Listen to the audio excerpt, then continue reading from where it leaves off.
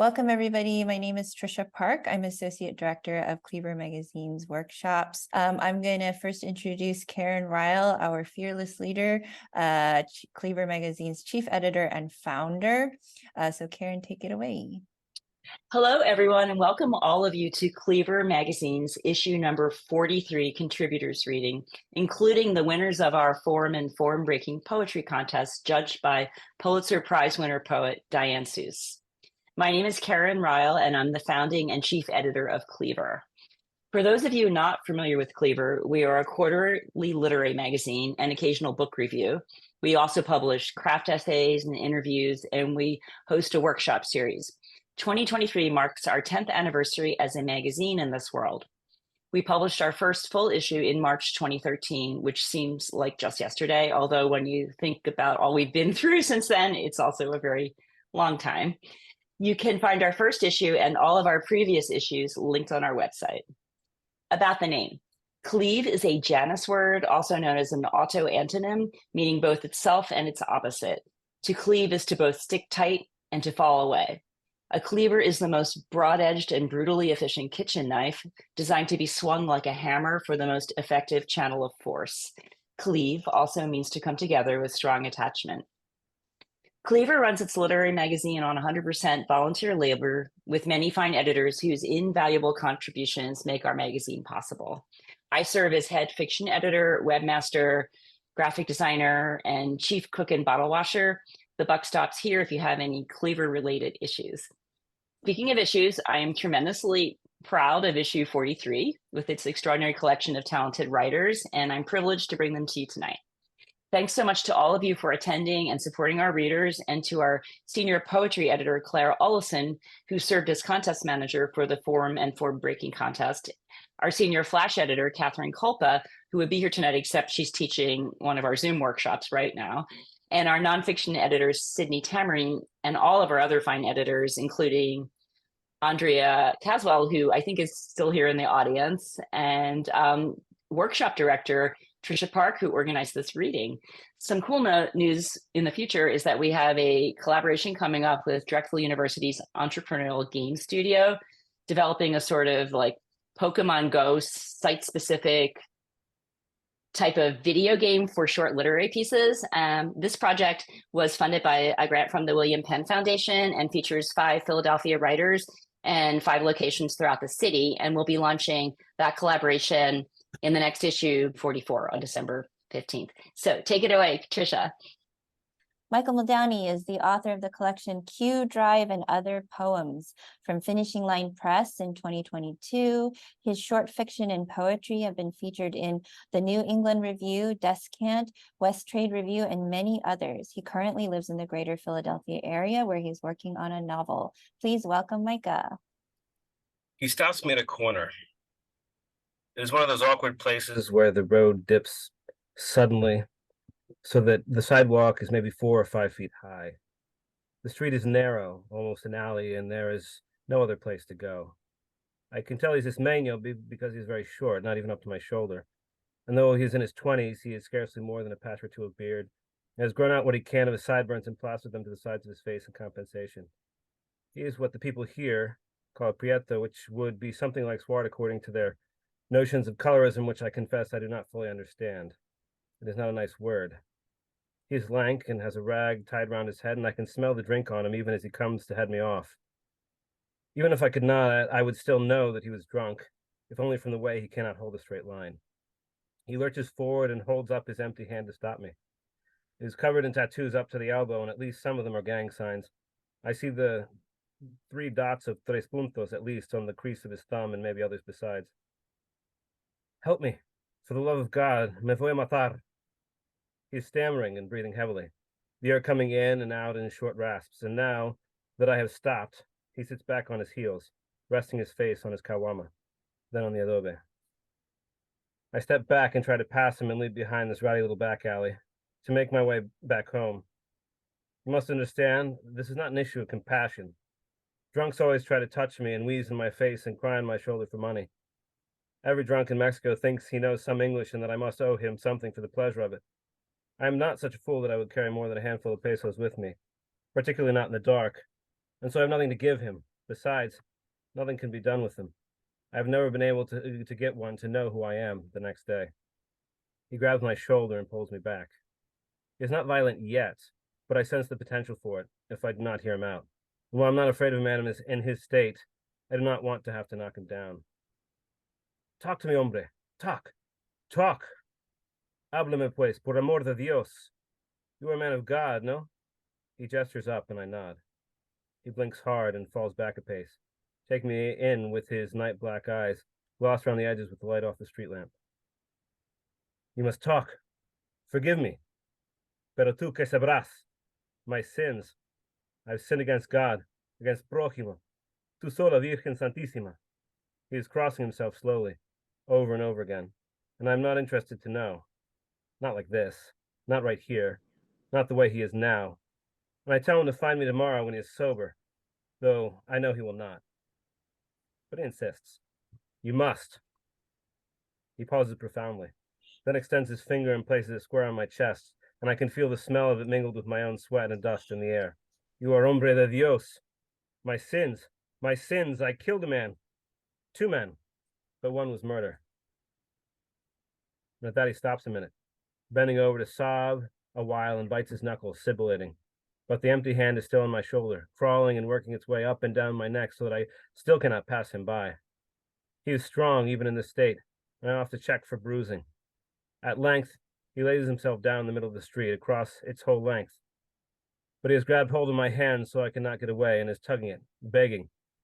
What do I do? Tell me. How am I forgiven, hombre de Dios? Tell me. Save me, hombre de Dios.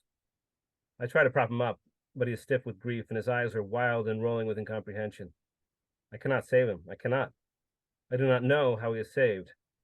I'm crying now, but silently and to myself so he cannot see it. You don't understand. You didn't feel the knife, how the knife entered his neck, opened it. You didn't feel his sangre, his blood, how it spilled, how like a cuchino. And where is his money? I don't have his money. I'm too tired and sick to live, too cobarde to kill myself. I realize there's blood on his shirt. He has broken his bottle somehow and cut his palms. I try to tie something over it, but he refuses. He's screaming now, though not at me. Maybe at God, maybe at himself. I do not know if he remembers that I'm even there. My crimes. You must talk to me. You must absolve my sins. You are hombre de Dios. Now he is whispering, fist beating his chest as he turns little circles in place. His head bent with the grace of a weeping Madonna, almost to his breast, his eyes closed. Por mi culpa, por mi propia culpa. I try to say a word of comfort to him, something appropriate to the moment, but he is burbling now and I cannot hear me. So I leave him there in the gutter, desperate, babbling, chewing his fingers, too terrified to confess to the police or to his priest, to abreact. All he can do now is suffer, self-flagellate, cut himself on the broken glass, embriagarse. I'm ashamed. The wind has dropped for the first time I can remember in weeks, and the night is suddenly quiet, as if appalled at what I have failed to do or else frowning his disapproval. I cannot shake the feeling that I ought to have done something more, but do not know how.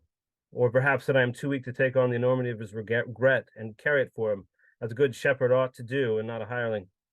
I know I ought to feel, not to feel this horror of him, howling inside of me like a wild thing caught in a trap, gnawing at its own leg. It is my duty to lift and help, but I do not know how to feel anything else, and can only fly before it like the winds over the gulf or the children of Israel before the face of Moses, at least until it is veiled again in sobriety. I'm not old enough for this, I think, and it sounds like an excuse, even to me. There was given to me a thorn in the flesh, the messenger of Satan to buffet me, lest I should be exalted above measure. That was it. And that is my own guilt, and the penance laid upon my back like a rail or a yoke or the beating of my breast. Are we not two sides of the same coin, he and I? Both of us cowards running away from what we must but cannot do, neither knowing truly how it is to be felt or said, not knowing how we relate. Up next is Anne Anthony. Anne Anthony's stories and poems feature flawed characters with superhuman traits. She's been published in Longleaf Review, West Trestle, Litra Online, Anti-Heroin Chic, and other literary journals. Her short story collection, A Blue Moon and Other Murmurs of the Heart, was published in 2019. She's a senior editor and art director for the online literary magazine Does It Have Pockets? Welcome, Anthony. I need to make this disclaimer at the start of this, is that this is pure fiction, and that's all I'm going to say. Fiction. It's a mother thing. Don't tell your daughter to text you when she's back safely on the ground, standing beside the luggage carousel at JFK, because she'll forget. She always forgets. And stay away from tonight's headline news, particularly those tornado predictions over Kansas, or your brain will swirl with visions of Dorothy and her little dog too, compelling you to text. And okay, when you do text, only do it once, maybe twice, but don't race into a nonstop marathon. It'll jack up your phone bill with overage fees. Think, this is overage. This is overreach and over-the-top anxiety about why she won't text you back. Think there are logical reasons for it. Still on airplane mode, battery dead, or maybe she's dead, behind a garbage bin between JFK and her shared East Village walk-up. No one will miss her there. Her roommate spent the entire holiday with her mother, something your daughter stopped doing since escaping for life after college, an education paid for by you. Out the door with that damn spring in her step, her shit-ass grin, before the hush grabbed you by the chest, your breath squeezed out by his silence, before she walked out the door of the only home she had known for 20 years, to leave you, to go away from you, so happy away. So don't text her. Instead, call the precinct around the corner from that one bedroom where she sleeps on a pull-out sofa. No privacy. How is that better than here where she belongs? Call the police. Demand a wellness check. Lie outrageously. Say you've had no contact for weeks. No, make it months. Throw hysteria across the airways until the local beat cop rushes on his merry way to knock, then break down her door and finds her naked beneath the patchwork quilt you hand-stitched from her childhood clothes, cuddling with that boy man, ready for a romp, ready for anything. And no, don't wince at the force of her all-cap text demanding explanation, demanding her privacy, demanding to know what the fuck is wrong with you. Because it's a mother thing, this worry. And she won't understand, not for decades, until she's alone, wondering if her daughter's dead, like your mother did, and like your mother's mother did. Oh no, just thank her for texting. Tell her you love her. Tell her now you can sleep. I really love the graphic that I made to illustrate Anne's story, but I don't think she was too I think she might have been a little taken aback at first. I had to assure her I have four daughters.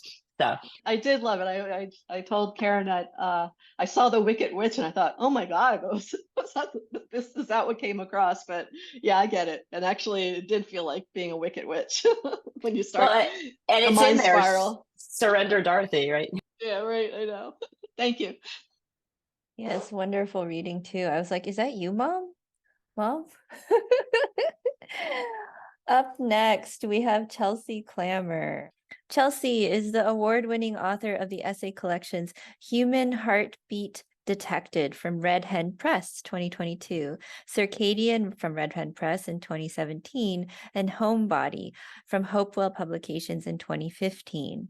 Her work has appeared in Salon, The Rumpus, Brevity, and McSweeney's, among many others. She teaches online writing classes with WOW, Women on Writing, and is a freelance editor. Welcome, Chelsey. I'm going to read a very short piece. I think it's like 250 words. The title is Self-Taught. I spend 15 minutes of my life negotiating with an egg. Again. How its hard-boiledness acts like a 6-course meal. I have to sit down. Not at the table, too dizzy for that. But on the hardwood floor, quick, back against cabinet. Chew, masticate until it's mush. Then, the careful, slow, many gulps as I convince myself not to gag. Salty dry yolk, the toughness of white, a slow process just to help work out the knot that's not in the pit of my stomach, but its entirety. I blame stress that has started to reincite my relationship with restriction, but I resist, fight to get those 70 calories within me. I will stand in a few moments to wash the too much mass down with the fizzy water and a few sips of creamer dressed in coffee, another attempt at nutrients. It was 3 a.m. No, 4, the time change. When my taut stomach woke me with gnawing pains, a usual event of late, eating has become hard work, a challenge in the act of swallowing. My body heat rises with the entrance of protein. I stay seated on the kitchen floor for now, knees up to my chest, digest. Allow the slight chill to sprint under my flesh as I break out in a subtle sheen of sweat, the shimmering heat of success. This is me eating, at least an attempt. Up next, we have Jessica Klimesh. Jessica is a US-based writer and editor whose creative work has been published or is forthcoming in Complete Sentence, The Dribble Drabble Review, Atticus Review, Tramp Set, Had, Brink, and Microfiction Monday magazine, among others. Jessica's work has been nominated for the Pushcart Prize, Best Microfiction, and Best Small Fictions. Jessica is currently working on a collection of linked flash stories. Welcome, Jessica. This piece is called Nobody Tells You Any of This. Nobody tells you how quickly the face of a dead person loses color, how quickly gray washes over you, how quickly the person who was your mother becomes a body to be cremated, transitioned into ashes to ashes, dust to dust. Nobody tells you to expect bleak silence and snow, a coldness you won't register, or how even the air will forget to breathe, and that you will need to be reminded as well. Nobody tells you how quickly you'll take care of the necessary notifications and respond to the trifling Christmas cards that keep arriving. Your mother would want them answered immediately, would insist on it, being the first time in her 54 years of marriage that she will not have sent out holiday greetings. Nobody tells you how you will agonize over each note just as she did, a necessary burden, while at the same time operating on autopilot, not paying attention to anything you're writing or to whom. Nobody tells you how later you'll wonder if you even wrote them at all. Nobody tells you how deathly quiet that first Christmas or any holiday will be without her, not just because she's gone, but also because it's 2020 and there's a pandemic, so nobody will visit you, your dad, and your sister, not yet. Nobody tells you that the gray shock of death lasts months, even when it's an expected death, and that the shock will prompt you to tell the hospice social worker that you're doing fine and to reject the grief counseling offered, even though you desperately need it. You just won't realize how much you need it until 6 months later, and by then they'll have stopped asking, as will everybody else. Nobody tells you any of this. Nobody tells you how death changes relationships, that longtime friends will rebuff you, won't even extend condolences. Nobody tells you that you will reevaluate who you share your thoughts and time with, who you have energy for, because nobody tells you how little energy you'll have or how much energy it will take to get out of bed in the morning, let alone figure out what to eat.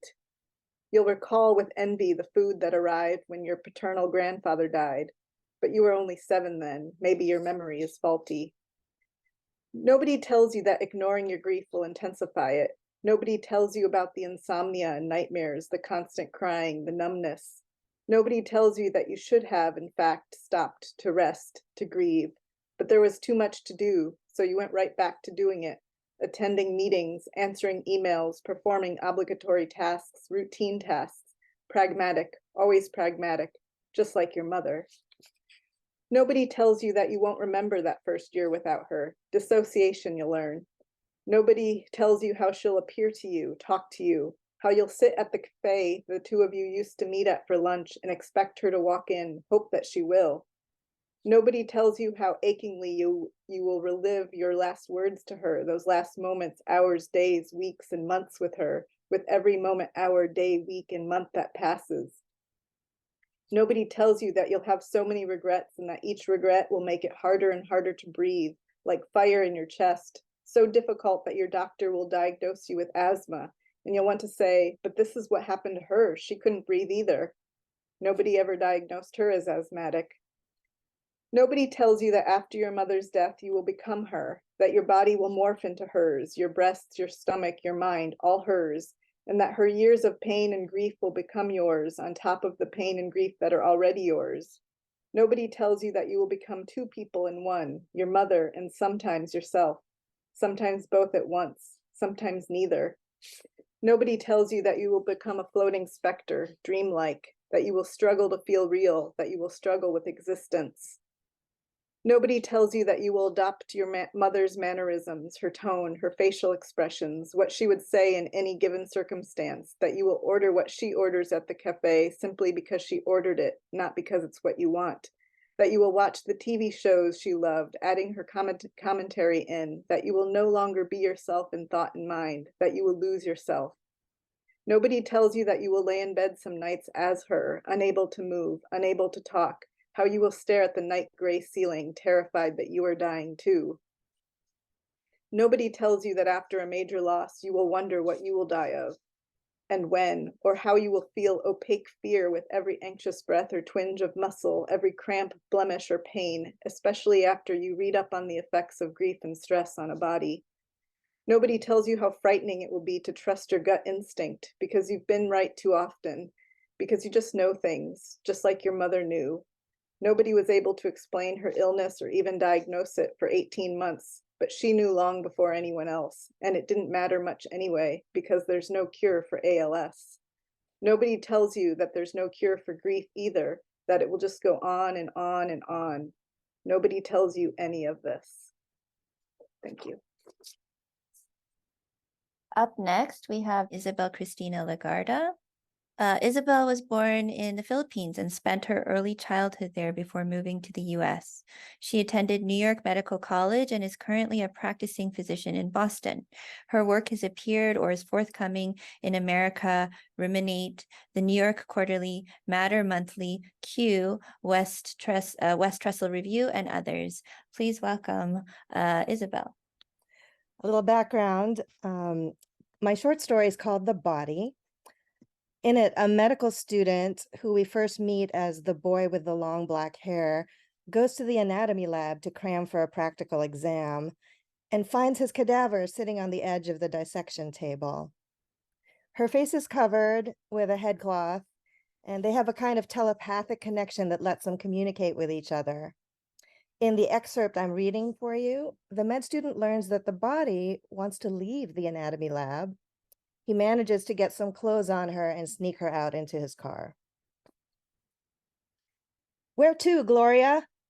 The body turned her head sharply toward him, surprised. Like the other student groups with their cadavers, he and his anatomy lab partners had chosen a name for her. It was totally incorrect, but she didn't mind.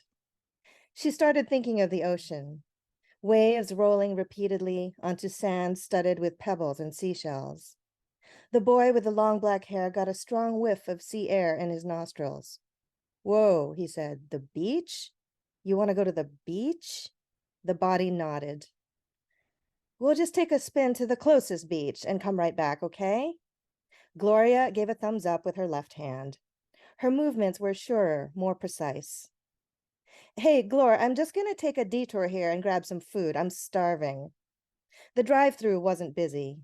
When the boy with the long black hair rolled down his window, a redolent mix of hamburger grease, pastry dough, and fried potatoes wafted into the car. Saliva collected in the hollow under his tongue. He ordered a bacon cheeseburger combo meal with fries, super large soda, and 2 hot handheld peach pies. After a short stint on the highway, they exited and arrived at the coast.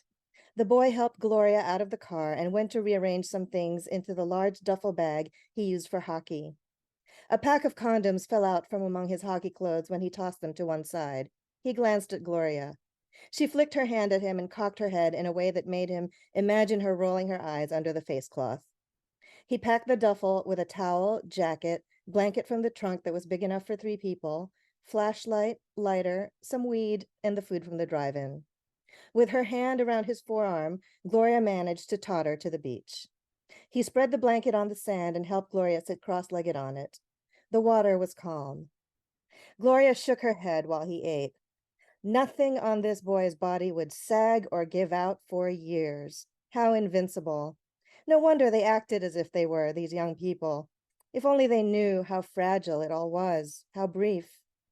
My name's Will, by the way, said the boy with the long black hair, and I'm probably going to flunk out of med school. The boy with the long black hair sensed a chiding feeling from Gloria, though she hadn't moved. No, I'm serious, he said. I try to study and memorize all this stuff, what goes where and what everything does, but there's just so much of it. And I feel like they're expecting me to fail, or at least be worse than everybody else. It almost feels like they want that. Maybe I'm just being paranoid. A seagull cawed somewhere over the water. Behind them, the sun was setting. Will got up and took off his checkered shirt, then his t-shirt. His body was all muscle and strength. Gloria could sense its energy, its youth beside her. All those diagrams he was trying to cram into his head, latissimus dorsi, brachioradialis, the path of the vagus from the medulla oblongata through the jugular foramen and down into the thorax, the electricity lighting his mind and his body as he moved. On his abdomen, across the outlines of his rectus abdominis, visible through his light tan skin, was a large scar crossed by several smaller scars from surgical sutures. Gloria reached up her hand toward it. Oh, that. Long story. It's the reason I wanted to go to med school. Gloria put her hand back on her lap. He took off his sneakers, socks, and jeans. I know, this is crazy. He ran toward the sea and swam headfirst into the painfully cold water near the shore. The shock to his body terrified him for a moment. A few moments was enough. Night had fallen quickly, and the air was noticeably colder. He ran back to where Gloria was sitting. She had stretched out her legs in front of her and was leaning back on her hands. He wiped most of the seawater off with the towel, put his clothes back on, wrapped half of the blanket around himself, and curled up shivering beside her. Summer is definitely over, he said, teeth chattering. That was probably a pretty stupid move, but I think I needed it. The sound of waves returning to shore every few seconds soothed him. Med school seemed far away, almost non-existent. I wish I could ask you about death. I have so many questions. Were you scared?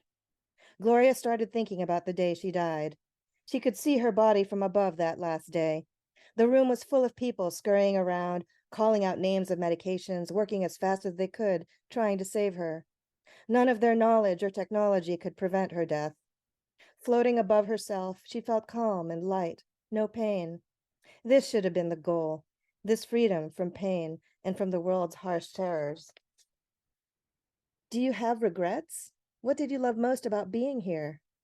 Gloria remembered the weight of her infant daughter in her arms and the baby smell of the top of her head, the infinite contentment of that sleeping bundle on her chest. What is the point of it all, thought Will. He suddenly felt tired. His body was sinking into the sand. He could feel its weight against the surface of the earth like a boulder, immovable. He had no idea what time it was when he awoke with a start. The stars overhead were so bright he could almost feel their light piercing his body. He turned to see how Gloria was doing. She was gone. Shit, he said, and leapt to his feet. He took the flashlight out of the duffel and ran across the beach toward the water. Our next reader is Elizabeth Brus. Elizabeth is a writer and recovering teacher. You can find her work in New Orleans Review, the Evergreen Review, McSweeney's Internet Tendency, Fiction International, The Normal School, and elsewhere. Returning to writing after a long hiatus, Elizabeth worked in education for almost 15 years and still side hustles as a tutor and curriculum writer. She served with the United States Peace Corps and Lesotho from 2005 to 2007 and lives with her family in Brooklyn, New York. Welcome, Elizabeth. So I'll also be reading an excerpt from a longer story. The context that I would give, there's two characters. Their names are Jasmine and Tiana. Jasmine is white, Tiana is black. They're little, they're like maybe first, second grade. And after Tiana's mother has forbidden them from being friends because of a racist comment she overheard from Jasmine's parents, the two have decided to run away together. So I'm going to read from that point in the story. Okay. Tuesday was the day we picked, the day we would leave this town forever. Tiana says soon our faces will be on milk cartons and our parents will cry every night and day and night. They will hug each other, saying, if only we had given Jasmine and Tiana more Barbies and strawberry bottle pops and let them watch music videos. Jasmine could eat all of the sugar and butter batter she wanted if she would just come back, but it will be too late. Tough for them. Tuesdays, Tiana didn't go to after school, but was supposed to stay at home by herself with the key her mom gave her until she came back from work. I walked into every room in my house saying goodbye in my head, but not out loud, even the laundry room, only not to the cricket porch or to Fiona's room. Fiona was supposed to walk me home, but I told her Miss Roberts needed to see me and she's going to drive me home. Lying was a cinch, a cinch. In my backpack, I had 3 loaves of cinnamon bread, 2 packs of Taco Bell sauce, string cheese, fruit roll-ups, $20 for my mom's hiding place under the lamp, $27 from Fiona's underwear drawers, some shorts and shirts, and my machine that separated coins that I got for Christmas. Tiana had extra jeans, a sweater, saltines, Cheerios, $40 from her mom's wallet, a map with Connecticut on it, and a card that she said was for taking trains. I didn't even bother to write down our homework in class. I put my pinky on my nose to Tiana behind Miss Roberts' back, which was our secret message to each other. She put her thumb on her forehead, wiggled her ring finger, and nodded. After the bell rang, I let Tiana leave first, like we planned, and then raced out of the school by myself, taking a big circle to avoid the 8th grade classrooms where Fiona was. I pictured her crying later to the police. If only I had known that was the last time I'd see my little sister, I would have given her a hug or even my garnet necklace. My feet ran into town, twice knocking into people who yelled after me, but I couldn't hear them. I was running so fast, practically, so you couldn't see my feet touching the ground, practically flying. I ran under the underpass where the train was above and up the stairs that said to New York. I sat down and waited on the bench with a cigarette ad at the top to wait for Tiana, like she told me. Quick, I pulled my dad's winter hat with the ear flaps and Fiona's pink sunglasses out of my coat pocket and put them on so no one would recognize me. My heart noise came back into my ears and head again. An old woman with a red handkerchief on her head next to me was eating a sandwich really slow. A blood, I thought. We were going to take the train all the way into the city. And if anyone asked us where our parents were, we would say they were meeting us and we weren't allowed to talk to strangers. And then get out in the station with stars on the ceiling, Tiana said, and then take the underground train like in the movie Uptown. She said the Uptown train would take us to where Tiana used to live. We would see if her friend Janelli was home, her best friend before me, and if that didn't work, we would go to the gray building with the glass piece in the door with the 7 in the number, where Tiana said her father lived, and she had even seen him once in a Yankees hat when she was 5.5. A man in a suit slowed down as he walked past me, staring. I looked down and up twice, but he was still looking. "Perv," I called out, and he turned away. I took out a Taco Bell packet, ripped it with one try, and sucked it all into my mouth and swallowed it.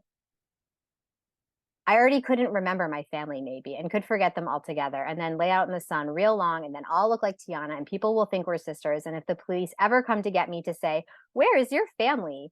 I won't say mom or dad or even Fiona. I'll say, "This is my sister and this is my dad with the Yankees hat," and maybe even call myself something like Lena, and Tiana could be Nina, and I won't remember the cricket porch or my old room or even the name Jasmine, but I'll live way up, like on the 9th floor or higher, and take the elevator up and press all the buttons. Tiana will be here any second now, any second now. And the train whistle cried loud. It said, "I'm coming, I'm coming." Up next, we have Brooke White. Brooke is a Michigander with a penchant for prose and long conversations. Winner of the Hopwood Committee's Roy W. Cowden Memorial Fellowship for Nonfiction. Her work has appeared in Midwestern Gothic, Entropy, Superstition Review, Iron Horse, March Xmas, and Honeylit, among others. She received her MFA from the University of Minnesota, and she's currently at work on a book of literary nonfiction about desire, transformation, and fairy tales. Welcome, Brooke. So I'm going to be bopping around a little bit in the piece from place to place because it's a longer work. It's called Mermaidia. In Greece, there were stories about Poseidon. In the Roman Empire, there was Neptune. Before that, a Babylonian god of the sea. Even earlier was a Targatis, the Syrian goddess of fertility, who was half human, half fish. There was the belief in ancient times that every land animal had its match in the sea. Like so many protagonists in young adult novels, I often felt I was in the wrong place, the wrong time. When I was a child, I was sure I was magic, that I'd get my letter to a supernatural boarding school in the mail, learn to levitate or sprout shining scales and take to the sea. A few weeks before I turned 28, I sit down to dinner with my dad in front of the TV in his living room. We're watching Splash, waiting to see Tom Hanks fall in love with a mermaid played by Daryl Hannah. The movie opens with a little boy on a boat dropping pennies to create an opportunity to look up skirts. The boy's brother peers over the side of the boat at a girl in the water. As the camera scans the waves, my dad asks, "You always wanted to be a mermaid, didn't you?" "Yes," I say. When I fall asleep that night, I slip into the ocean of dreams. The current is too strong. I tumble beneath the waves, push below the surface again and again, drag down the shoreline. I realize I don't know the way back. I question if anything exists beyond this rise and crash. I ask myself, how did I get here? When I was young and woke from a nightmare, my mom would sit me on the couch and put a familiar VHS tape in the VCR. When faced with the bright colors and wide smiles on screen, the monsters creeping through my mind were forgotten, though I'd cover my eyes when the sea witch snapped a ship with ease. But before the sea witch unleashes mayhem, the little mermaid spies on Prince Eric from the dark water beside his ship. Ariel trades her voice to the sea witch for 3 days as a human. She signs a floating contract and sings, her voice glowing like a moon in her throat, rising up and out of her mouth, then into the witch's hand. If the prince does not kiss Ariel by sunset on the 3rd day, she will belong to the witch forever. When I was a child, I sang Ariel's song. I held my legs together and bent my knees when I swam so I could practice being a mermaid. For Halloween, I wore pink plastic shells glued to a sweater and a shiny teal tail with painted on scales. I knew who I wanted to be. My mother was trying to convince me to play with baby dolls. Even as a child, I recognized babies for what they were, work. I much preferred directing sprawling soap opera storylines for my Barbies. Mom tells the story of a day when I played with my Barbies concertedly, and she asked what my dolls were doing. I explained that Barbie was going to a dance, but Mermaid Barbie was not. Why? Because Ken doesn't like her, I said. Why doesn't Ken like her? Because her legs don't open, I answered. Mom cautiously prompted, why would that matter? I was as busy as any makeup artist or costume designer backstage, arranging and rearranging these beautiful women, brushing their hair and assigning them outfits. I was slightly exasperated with my mother's questions, but I took a break from prepping my girls for the dance and answered, because she can't wear the pretty dresses. Mom was relieved. I imagine Mermaid Barbie was too. Her friends spent night after night pinching their eyelashes in cold metal eyelash curlers. They nicked their legs while shaving. They burnt their hair into the shape of ringlets and squeezed into Spanx. And then they walked on tiptoe to a wall where they'd stand and wait for Ken to choose them.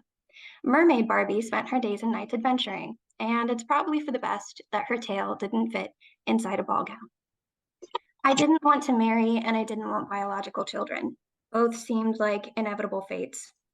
When I fell asleep, I sometimes dreamed of being a mermaid, living under the waves, where the expectations of others could not reach me, where time was liquid, and I could spend my life free from everything that made my palms sweat on land. There are journal entries of Christopher Columbus from the late 1400s, writing about his admiral sighting of 3 mermaids, reported to be manatees with long flowing seaweed locks. Columbus remarked, "They are not so beautiful as they are said to be, for their faces had some masculine traits," with little thought to the wonder of their existence, intent instead upon judging the efficacy of their feminine wiles. If I'm being honest with myself, sexual undertones have always been at work in myth, and my mermaid stories are not exempt. We first knew Ariel when she appeared on that rock with the waves rising in foamy ecstasy. The tip of the leading lady's tail dips into the cool water. Beneath the surface, 2 leering eels and Ursula, the matchmaker, preying on unfortunates in search of love. I wanted to watch The Little Mermaid in reverse, with Ariel escaping the castle, shedding her huge, heavy wedding dress and taking to the sea. I wanted mermaidhood to be a safe haven, but the closer I looked at my mermaid stories, the more I saw those leering eels. I once had a lover I routinely accused of being lazy and selfish, but I figured he'd change if I gave him enough chances, and some part of me just wanted to please him, even if I received little in return. Women in my life tried to convince me to demand more, though I'd seen them make the same sacrifices. Honestly, I was strung out on his withholding, and he knew it. One day, I confided in him about my mermaid conspiracy theories, and he said that beyond thinking manatees were mermaids, he'd heard that sailors of yesteryear would rape manatees. I wasn't sure whether to believe him, in this or any regard. But more than that, I wanted to find a way to keep a younger version of myself from ever learning any of this. In much the same way my parents tried to delay the Santa Claus talk, I wanted to preserve the myths of mermaidhood that I built as a young girl. I wanted to keep telling myself these stories and ignoring the eels. I wanted to protect the land of make-believe, where I could exist just as I like, and spend my days in the cool waters without anyone making demands, no one's pleasure to worry about but my own. Eileen Toomey was is our second prize winner in our form and form breaking poetry competition. And this is what Diane Seuss, our judge, had to say about the piece. In this American Gazelle, Eileen Toomey braids the distancing, medicalized description of immunotherapy as a cancer treatment with the immediacy of a couple's weed-infused road trip from Jersey to Chicago, while the husband endures the misery of cancer treatment. The pace is staccato, capturing the perilous madness of American life, especially its political realities bleeding in through the car radio. Dominion machines, Team Normal, Drunk Rudy, fake lawyers armed with conspiracy lies. We don't make eye contact with random men wearing camo at the Erie Island Service Plaza. Eileen Toomey modifies the Arabic form's traditional inclusion of the poet's name in the final couplet to include instead her husband's name. I love you, she writes. Where's the lighter? Welcome, Eileen, and congratulations. Well, I'm really happy to be here. Thank you. The name of this is Immunotherapy. It's an American Gazelle helix, which is like a braid, basically, with two different forms coming up against each other. So I'm just going to read it, and sorry for any mispronunciations. Nivolumab, sold under the brand name Opdivo, is a medication used to treat cancer. It works. We stop for bagels, fill a tank of gas, the highway calls. Jersey to Chicago, the highway calls. By blocking PD-1 proteins on cancer cells, allowing immune T cells to attack the cancer.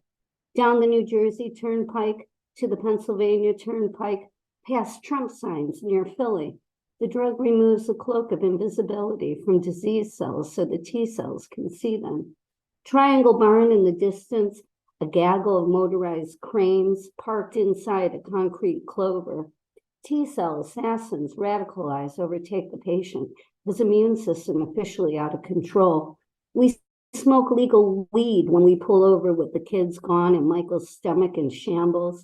Whereas chemotherapy attacks the cancer directly, immunotherapy rallies the patient's own. The House Committee investigations findings are on CNN radio. Wow, now we like Liz Cheney. Immune system to fight the disease, therapy that has gone from experimental to mainstream. White clouds appear behind the anti-evolution billboard, hang low near Pittsburgh valleys.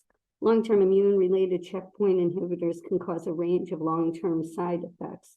Dominion machines, Team Normal, Drunk Rudy, fake lawyers armed with conspiracy lies. Fibromyalgia, anxiety, nerve pain, thyroiditis, GERD, depression, shadows, wheezing. We don't make eye contact with random men wearing camo at the Erie Island Service Plaza. Cortisone steroids do not impact the efficacy of immunotherapy in metastatic patients because, hang Mike Pence, patriots chanted. For these roads we laugh, weeds, and Hoosier pavement. Changes in weight, mood, and behavior resulting in an increase of irritability and aggression. Michael's neck is thick, his head is swollen. He doesn't even wake up when we pass Notre Dame. i.e. roid rage, patient requests to reduce intake at this time, list of medications, diltiazem, white knuckle drive through semi-truck canyons clogging the Illinois-Indiana border, ER240MG, olmesartan 4-OMG, albuterol sulfate, HFA, clonazepam 0.5, duloxetine, HCl 6-OMG. Hell is between 94 and I-80, but I grew up on the south side of Chicago and I need my sister today. Atorvastatin, calcium carbonate 1000 mg, omeprazole, levothyroxine, sodium 150 mg, NCG, Lexapro. We listened to our last New John Prime playlist, God Rest His Soul, Road Warriors for 34 years, vitamin B12, Pepto-Bismol, patience, Advil, laughs, conversation, empathy is needed, Excedrin. I love you, where's the lighter? Long ago, Eileen married Michael Toomey, the highway calls. Amazing. Thank you, Eileen. I also want to make sure that we get your bio. Eileen's works have appeared in Oyster River Pages, The Rumpus, The Tishman Review, Fish Food Magazine, the Eastern Iowa Review, and the Museum of Americana. She lives in Red Bank, New Jersey with her husband, Michael. Eileen is currently writing a memoir about growing up in Canaryville on the south side of Chicago, where her mother taught her how to appreciate the little things in order to endure life's biggest hurdles. Thank you again, Eileen, and congratulations one more time. Up next, we have Cecile Callan. Cecile's poetry and fiction appear in Quartz Literary, The Fish Anthology, and Louisiana Literature. The award-winning LA production of her controversial play about abortion, Angels Twice Descending, is in development as an indie feature. In a former life, she was an alien with 4 nostrils, a dumb bank robber, and a sexy geologist, among other professions, including the oldest. Insomniacs know her from reruns. Cecile holds an MFA from the Bennington Writing Seminars and lives in the Hudson Valley, where she is working on a novel. Welcome, Cecile. I'm going to read a slightly edited version of the piece that appears in this edition. It's called Home Away from Home. Into the metal shaker went the whiskey, frangelico, creme de cacao, and heavy cream. He reached for an egg, crack, and slid the yellow orb from shell to shell as the white jiggled slithery down. She leaned across the bar, arms folded snug beneath her breasts, and opened her mouth. He slid the yolk in. She swallowed and smiled. Vigorously now he shook the contents, the muscles in his upper arms pushing against the tight white of his shirt sleeves. He plucked a coupe from the glass shelf and set it down before him. Adding ice to the shaker, he shook it again, 6 short strokes, just enough to chill, then scooped out the cubes with a slotted spoon and poured. Creamy liquid climbed the curves of the glass until the last drop in the foam head, stiff as meringue. A sprinkle of cacao, and into her pursed red lips she drew the first thick sip of white heaven. What's it called? She murmured, moving the minty vapors up to the roof of her mouth and the back of her tongue. Home Away from Home, the bartender said, the music of his foreign tongue strumming his lips. Moments later, the seat next to her became vacant. A thin man in a business suit and a gold band asked if he could sit, with the kind of politeness that doesn't wait for an answer. He was from the heartland, he told her, though she'd only nodded to acknowledge his arrival. In the city, doing the business of raising millions for a school with an endowment in the billions. People are surprised by that, he said, searching her eyes for enthrallment.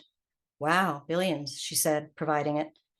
She swiveled away from the bar to take in the cozy wood-paneled room crammed with frizzy tourists, Latin music, and theatergoers. With her body angled out, the businessman faced 2 great-looking thighs spilling out of a short wool skirt encased in thick black tights, saying no, saying yes.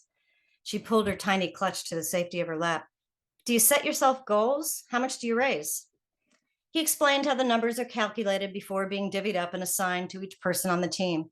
What's your portion? She said. 60 million. She raised her eyebrows. Every year? Yes. He leaned in close and put his elbow on the bar. I talk to a lot of very rich people, and not like this, he said, splaying his thumb and pinky to his mouth and ear like a phone. Like this. He moved 2 fingers from his eyes to hers, back and forth. Wow. She widened her eyes so he would know she understood. Do you work on commission? She said with a tease in her voice. The idea of making a buck while wringing millions from the very wealthy to pay for the higher education of normal folk tickled her. She really wanted to hear him say yes, he made a commission. No, he said. Perhaps he saw the disappointment in her eyes. If only I did, I would buy you the most expensive bottle of Dom Perignon this place had. He took a step back and swept his arm up in a gesture of easy chivalry, a la Fred Astaire in a scene where he dances a woman across rooftops. Male shorthand adopted from another era that said, I'd do anything for you, babe, if only.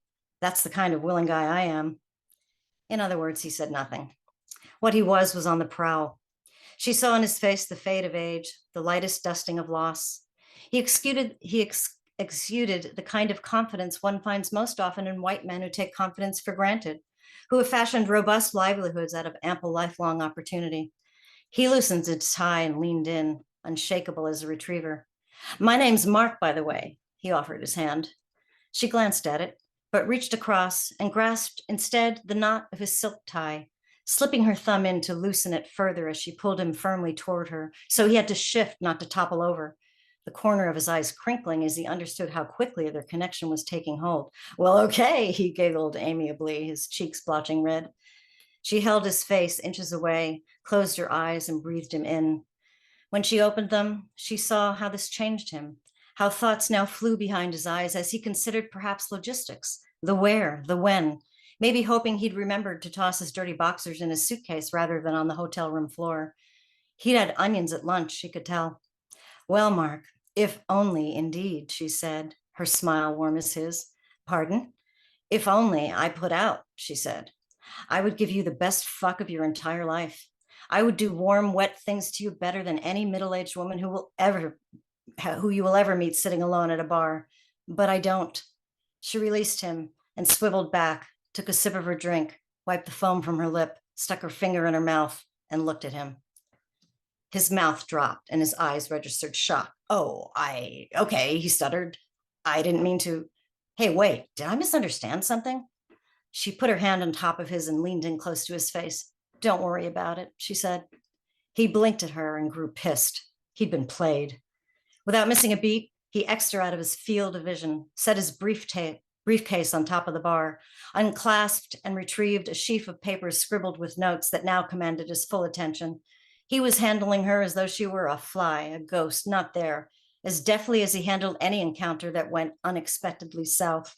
Ignore the problem. Go over your notes. Drink your beer. The rules of disengagement men like him revert to. She'd seen it before. Just another dance move to hide behind. The front door burst open, and in on a waft of cold air bubbled a group of young women sheathed in glittering dresses, with long necklaces, headbands stuck with feathers, their faces so beautifully painted with color and eyelashes and white teeth that she felt uplifted. They'd gone to great trouble to build hairdos of yesterday, big, fat curls piled high and sprayed stiff, swaths of blonde and raven and red, evening gloves and kitten heels, unmistakably young like a feather is soft and a bullet is lethal. The Latin band played on as she sat right there in the present, a strange man's back walling her out, as thoughts of her past came flooding back, and she knew, somewhere along the way, she'd gotten something very wrong. What was it? What was that feeling? So next we have Zachariah Claypole White. Zachariah was born and raised in North Carolina and lives in Philadelphia. He holds a BA from Oberlin College and an MFA from Sarah Lawrence College.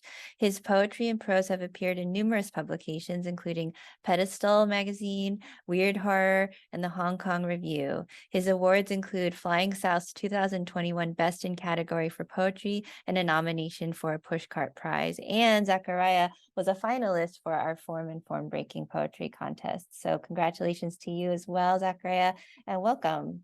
This poem is called OCD Sonnet number 3. Enough of poetry. I want only honesty between us. How once for CBT, I had to call my mother a bitch. It's almost funny now. Her delight, I mean, when finally I did, or the video from undergrad psychology, the man kissing a gas pump handle, and please believe me, it was the most beautiful kiss. Anxiety is not a poetic word. The I too self-assured, the T all steeple and bell, but how tender a field it makes of our lips. That last year, my grandmother mistook every perennial for an epitaph, and no ornithologist could prove her wrong. Did you know every flower is its own tragedy? That coleus has leaves like hurricane clouds, demands water 3 times a week. What is a garden if not obsession and kindness? Beautiful, beautifully read. Weijia is a poet and translator from Shanghai, China. His poems have appeared or are forthcoming in Agni, Boulevard, Copper Nickel, Georgia Review, Palette, Shenandoah, and elsewhere.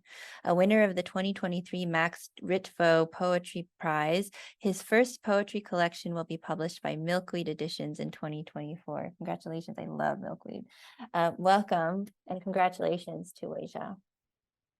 So I call this form stretched because I added an additional line to Sapphic stanza. So like now it's like 5-line stanza instead of like 4 lines, with 13 syllables for the first 4 lines and 7 syllables for the last line. Okay, I'm gonna head right into the poem. 5 stretched Saphics. First, unpacking, she saw a 6-inch brush, a best usage note, a handful of corn. As she called the cellar, the corn plunged into the gaps between her panels. Last time they met, they studied indie films and read over the night. Ear hot, their hair snuggled in one's overspill. 2. 相亲, matchmaking, is when they leave the library, each hugging a book. An afternoon, a spectacled granny dozes off, wrinkling the newspaper on her knees. He reaches through silence for the back button. The stoplight turns yellow, cars snashing behind the lines. 3. Time is a weapon with gravitational pull. A hook fell off the tile, unleashing a spatula. He picks it up. A town besieged on his bedroom TV. A war in Kharkiv, Kharkov, or Odessa. He puts down the spatula, which drops again to the ground. 4. Writing a story today, I can't imagine how else to end. Sorry I can't help you. Sorry you must remain. Sorry we can't find his information. Sorry Dad's dead. As if to create, you'd have to learn to kill. So here's the deal. I'm coming to kill you. 5. Last night, he's nothing but a cargo at the international counter of whatever terminal in no matter airport. And as the war rages on, it makes no sense because his hometown is already devastated. He ties and unties his shoes. Thank you. Thank you so much, Weijia. I want to read what Diane Seuss had to say about your piece, your grand prize winning pieces. I love Weijia Pan's contemporary approach to the Sapphic stanza, a lyric poet form created by the Greek poet Sappho from her home on the island of Lesbos. Here, each 5-line fragment represents the lethal fracturing, of the details that compose the present tense, quote, a 6-inch brush, a speckled granny, an unleashed spatula, and on TV, a war in Kharkiv, Kharkov, or Odessa. There's a hint of ear-hot love in a collision with loneliness and of the cold alienation of the whatever terminal is no matter airport, where the war rages on and on. It makes no sense because his hometown is already devastated, ending with a tied and untied shoe. Weijia Pan has selected the ideal form for this approach to language and the dismantling of meaning. They have both adhered to and stretched Sappho's ancient form to contain and enact our 21st century shatter. I did want to say that the submissions to the poetry competition were read without any author information, but they had numbers on them. And I believe that Weijia's was the very last submission we received before the submissions were closed. So if anyone ever asks you the question, like, is it worth getting something in just at the last minute, at the very last second? Yeah, I guess so, because it did pretty well. Such incredible work from all of you. Thank you so much for your time and your generous sharing of your creative words and your spirit. We're so grateful here at Cleaver that you trust us with your work. Karen, do you want to have the last word? Yeah, I just want to say that I'm pretty familiar with your work because I've read all the work, even the work selected by other editors. I've read it all many times, but hearing you read it aloud brings new layers and new sort of resonances that I didn't even catch in reading it in my own head. And it's just wonderful to hear it in your voices. It's so lovely. And thank you so much, all of you, for coming to share. We'll see you down the line at a future reading. Please follow us everywhere, and thank you for your support and being part of our community.